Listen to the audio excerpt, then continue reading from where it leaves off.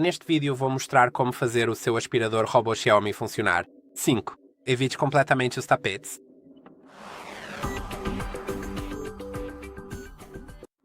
Se quiser evitar os tapetes, clique nos 3 pontos no canto superior direito e selecione a opção